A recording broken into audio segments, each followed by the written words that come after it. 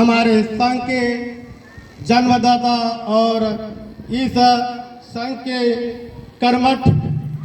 पदाधिकारी हमारे श्री राजेश रंजन पूर्व विधायक हमारे मंच पर विराजमान है। हमारे बीच इस मंच पर श्री मनीष कुमार जी जो हमारे लगमा पंचायत के मुखिया के प्रभारी हैं, वो भी हमारे मंच पर विराजमान हैं। और हमारे मंच पर श्री जय प्रकाश दास जो हमारे लगमा पंचायत के पूर्व मुखिया हैं, वो भी हमारे मंच पर विराजमान हैं। और हमारे बीच में महेंद्र बाबू जो सामाजिक कार्यकर्ता है और वो हमारे बीच में बहुत तरह के संबोधित श्रमिकों के प्रति या प्रवासी हो या वो संगठित और संगठित मजदूर हो, इसके बारे में विस्तार से आप लोगों को जानकारी दिया। और आज हमारे बीच वीरेंद्र कुमार जी, ये भी सामाजिक कार्यकर्ता है और ये भी अपना भाली भांति श्रमिकों के प्रति प्रवासी कैसे बिहार राज्य से दूसरे राज्य में कार्य करने के लिए जाते हैं, उसके किसी प्रकार से दुर्घटना घट जाता है, जानकारी के अभाव में उन श्रमिकों के उन आश्रितों को लाभ नहीं मिलता है। ये भी हमारे बीच में इस मंच से संबोधित किया आप लोगों के बीच में। ये भी आज हम आप लोगों को संबोधित कर रहे हैं कि इस मंच पर किसी राजनीतिक कार्य नहीं है, यह श्रमिक संघ और मजदूर के बीच में या आप लोगों के बीच में जानकारी देने का काम कर रहे हैं। यह सभी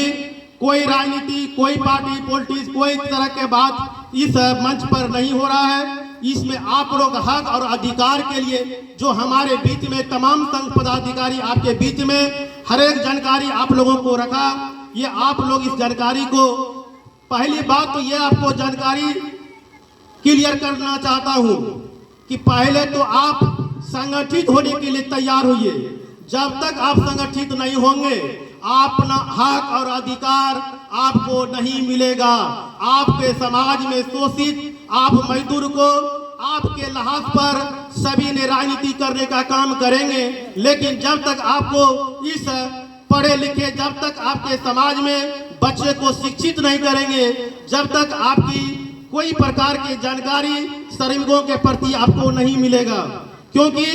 आप जानते हैं कि हमारे 3 तरह के श्रमिकों का कार्य इस मजदूर के काम के लिए विभाग ने एक मंत्रालय बना चुका है। और जानते हैं कि 1996 से अब तक में इस बीओसी बोर्ड का गठन श्रम विभाग का किया गया है, लेकिन आपको जानकारी के अभाव में आप लोगों को लाभ से वंचित है। आप जानते हैं भली भांति कि आज 2025 से शुरुआत श्रम विभाग के द्वारा प्रवासी किया गया है, लेकिन ये ऐसा बात नहीं है। ये 1996 से चल रहा है कि आप संगठित जब तक आप नहीं होंगे तो जानकारी के अभाव में आपको लाभ से वंचित रहेंगे। आप भली भांति जानते हैं कि जो मजदूर जो कंस्ट्रक्शन वर्कर में कार्य करता है, चाहे बिल्डिंग बनाने का कार्य करता है, चाहे बड़ी मिस्त्री हो, चाहे राजमिस्त्री हो,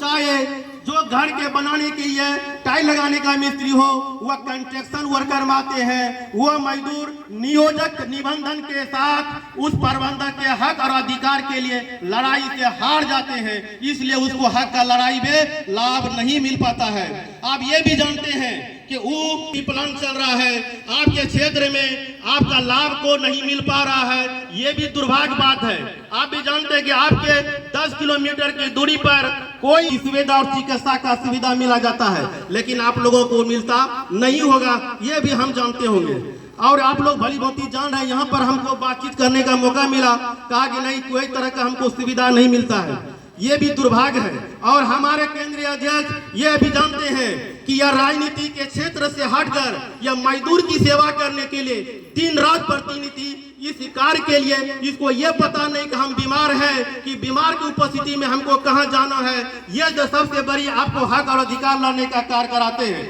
ये भी आप जानते हैं कि हमारे 24 जिला हमारे झारखंड राज्य में है और विभिन्न प्रखंडों में हमारे संघ पदाधिकारी कार्य करते हैं। और आज भी ये डेट में बता देता हूं कि कोई भी पदाधिकारी हो, चाहे कोई भी हमारे राज्य के प्रमंडल में कोई भी विभाग के पदाधिकारी हो, उसको सोचना पड़ता है सर के सामने में विचार अपने व्यक्त करने में, इसलिए कि कानून सबसे बड़ा बात है कि आपको आरटीएफ के तहत आपको जानकारी जब तक नहीं है तो आपको वंचित सबसे पहले ये तो आप जान चाहिए कि आप निबंधन किसी भी श्रम विभाग में, आप कंस्ट्रक्शन वर्कर में, राजमिस्त्री में इत्यादि कार्य करते हैं, तो सबसे पहले आप रजिस्ट्रेशन श्रम विभाग में कराना होगा, जिसको आपके मंत्रालय श्रम संसाधन विभाग ये दर्शाया गया है। इसका देखिए कितना अच्छा विभाग है कि इसका मंत्री भी है, इनका सचिव भी है, इसका बीओसी बोर्ड का सेक्रेटरी है,